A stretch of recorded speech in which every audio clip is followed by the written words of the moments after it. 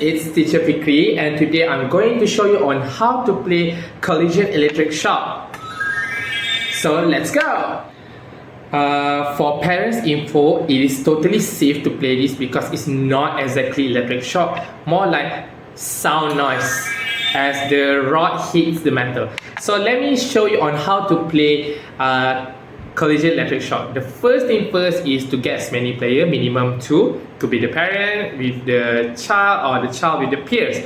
And then the second one is to set up this collision electric shock. There are metal, the base, and also the rod.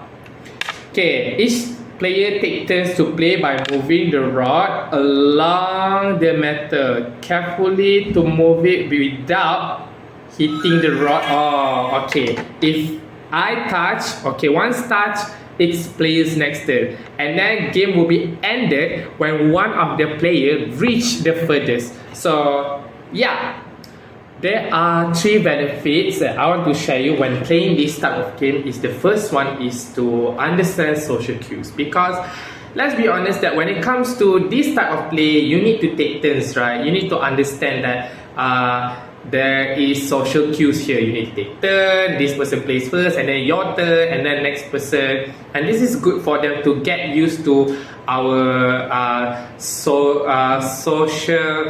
things that are coming out around among the society. So it helps them to get prepared. So the second one is to strengthen fine motor skill, especially on the wrist manipulation. As you can see that it requires you to carefully move your wrist without hitting the rod. This is the fine motor skill, and once it is good to strengthen wrist manipulation, and especially when it comes to using pencil, you need to use minimal wrist manipulation to move the pencil better for school settings.